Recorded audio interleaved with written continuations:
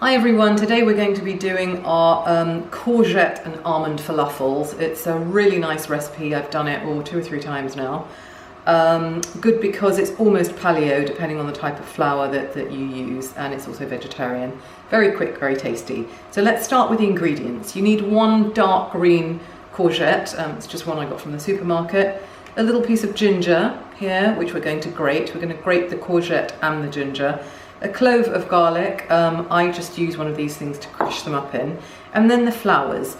You do need almond meal or almond powder. I just buy mine in a packet and put a label on the jar so I know what it is.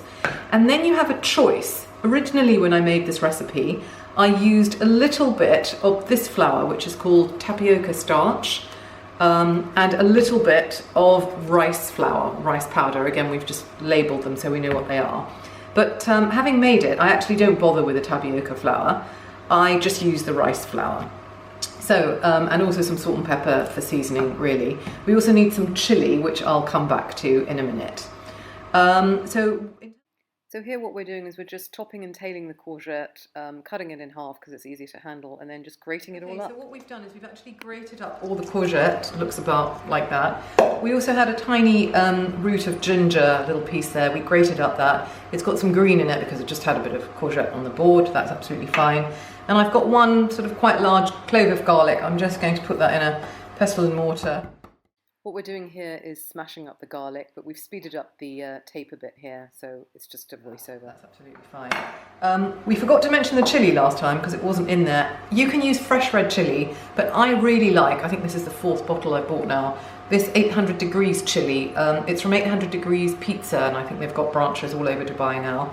I like it because all that they have in it is, I think, it's from Calabria in southern Italy, and it's got here chili peppers, sunflower seed oil, extra virgin olive oil, salt and vinegar, and nothing else. So I really like that. I recommend that. We're going to use about ½ a teaspoon of that, but do that according to your taste. So what I'm going to do now is I'm going to take the courgettes and I'm going to add these sort of little seasonings to it and blend them all in. So that's my 1 smashed up clove of garlic. In it goes. We've got the ginger that we put in here, all grated up so it can be mixed through easily. Just give that a bit of a mix here with your teaspoon so it's kind of roughly mixed together. Like that there. And then I'm going to add a little bit of this chili. I'm going to add about that much. That's basically what I would like here. Put that back there. Don't really want any accidents with that. Mix that through.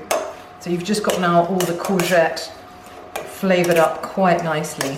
And all the flour serves to do is to bulk it up a little bit, but also make everything kind of stay together. You could probably have done with a kind of larger spoon here, but we'll come back to that. So now in terms of measuring the flours, I'm going to use the almond flour or almond meal, as we said there. So just pour in.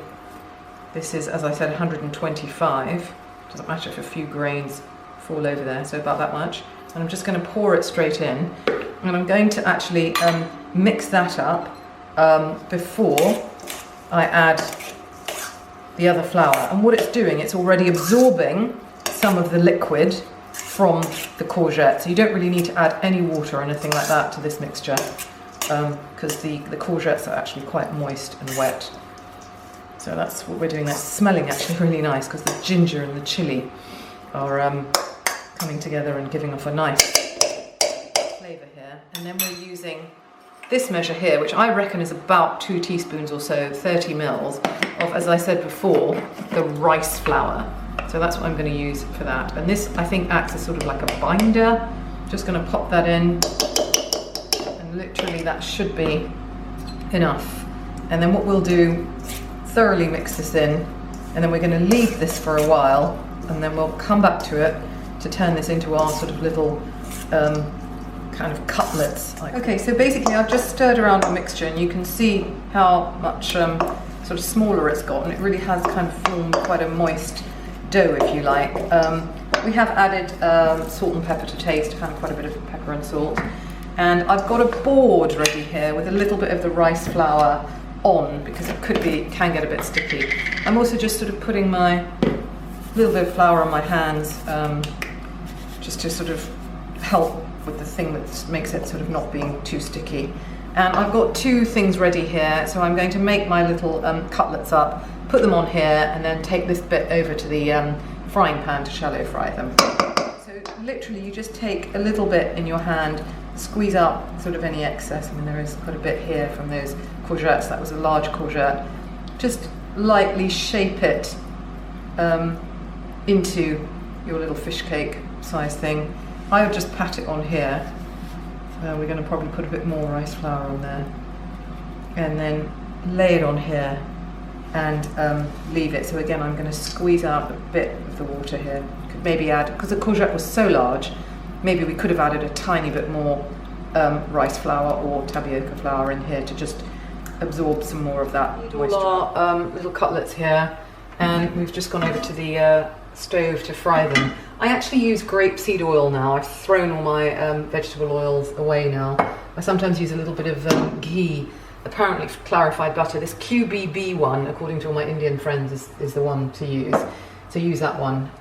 So basically, I'm just going to take one of these, pick them up very slowly, and then just drop them into some already heated oil that I've put there. And then they should fry up and make our courgette and almond falafel lunch, which I'm going to serve with a little bit of salad. So perhaps, I think, 4 of those at a time, and they really don't take too long. Just don't be in too much of a hurry to sort of turn them over straight away. Just give them a bit of time. The only thing that really needs to cook in these things is the little bit of flour that you've added. I mean, the almonds don't really need to cook. The courgette, yeah, just sort of slightly. And for all the sort of seasonings to kind of blend through. So there isn't really lots of cooking going on. And then you can see they're not falling apart, which is great, like that. I do have a non-stick pan, and there's quite a lot of oil in there. I guess you could use less. You could potentially try brushing them with oil and putting them in the oven, but we find it works quite well like this. And then basically gently turn them over. I mean, that one probably could have done with a little bit more underneath until they're sort of a little bit more golden brown than that. So you could probably leave them a bit longer or turn them over a couple of times if you like. You can see that one's just sort of turning quite nicely golden brown there. And these just sort of need a little bit of time, really. Very, very quick and very versatile. Paleo and vegetarian. Or paleo if you use the tapioca flour. I think it's fine using a tiny bit of rice flour for my purposes. Very tasty, very nutritious. There we are, so it sort of looks a little bit like this, and we're waiting for the whole thing to kind of fry like that. Do have on hand a plate with some absorbent paper on there to take out all the oil, and if you wanted to, you could have the oven warming while you cook all of them, and then you can just pop them in the oven. So yeah, that's it. We'll show you a picture of it plated up.